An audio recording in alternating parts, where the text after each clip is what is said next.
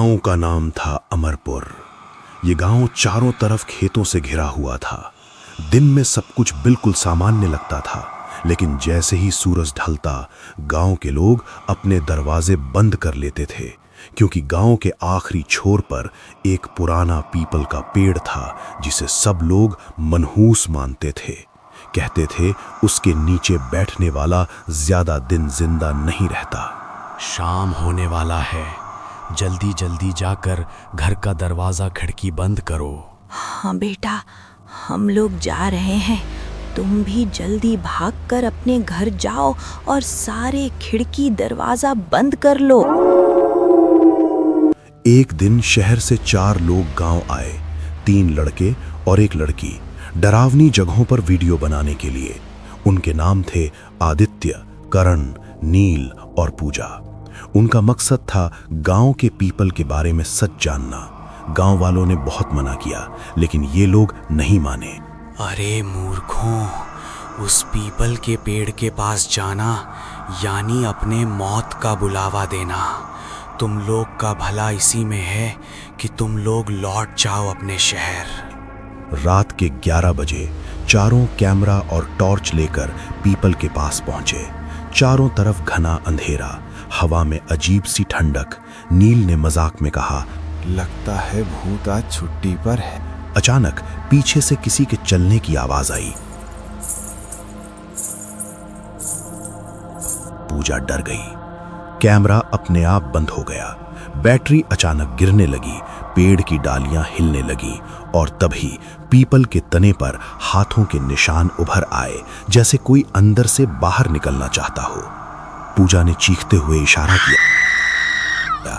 पेड़ के पीछे एक औरत खड़ी थी। उसका चेहरा जला हुआ, आंखों से खून टपक रहा था। वो बोली, मुझे इंसाफ चाहिए। और अचानक नील जमीन पर गिर पड़ा।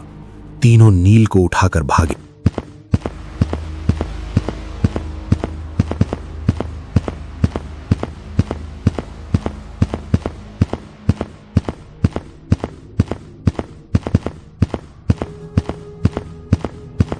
लेकिन रास्ता बार बार उसी पीपल के पास आ जाता, जैसे गांव घूमकर फिर वहीं ले आ रहा हो। उसी वक्त पूजा को सब कुछ दिखाई देने लगा। 20 साल पहले उसी गांव में एक लड़की रहती थी, काव्या।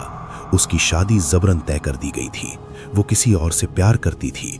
शादी के दिन उसे उसी पीपल के नीचे जिंदा जला दिया गया और सबने इसे हादसा कह दिया। काव्या की आत्मा अब भी इंसाफ मांग रही थी।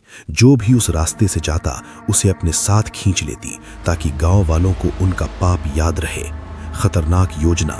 आदित्य ने फैसला किया, अब यहाँ से बचने का एक ही तरीका है काव्या। कॉस्ट्रिया ढूंढकर उसे नदी में प्रवाहित करना पड़ेगा। बाबा, क्या आप काव्या के बारे में कुछ बता पाओगे जिससे हम सब बच सकें? गांव के एक बूढ़े ने बताया, हाँ बेटा, काव्य की हड्डियां पीपल के पेड़ के नीचे दबवाई गई हैं। अगर आप उसे निकालकर नदी में दहा दो, फिर हम सब बच सकते हैं। आधी रात को चारों फिर से पीपल के पास पहुंचे। खुदाई शुरू की। तभी मिट्टी से किसी के रोने की आवाज आने लगी। पूजा रो पड़ी और अचानक करण जमीन के अंदर खिंच गया। अब सिर्फ आदित्य और पूजा बचे थे। हड्डियां मिल गईं, लेकिन आत्मा सामने खड़ी थी। उसने चीख कर कहा, तुम सब भी दोषी हो। पूजा ने हिम्मत करके अस्थियां नदी में फेंक दी। तेज हवा चली और एक भयानक चीख गूंजी। सुबह का सन्नाटा। गांव में सन्नाटा था। पीपल सूख चुका था, लेकिन करण और नील कभी नहीं मिले। आदित्य और पूजा शहर लौट गए, पर पूजा आज भी कहती है, कुछ आत्माएं बदला लेकर ही शांत होती हैं और कुछ कभी शांत नहीं होती।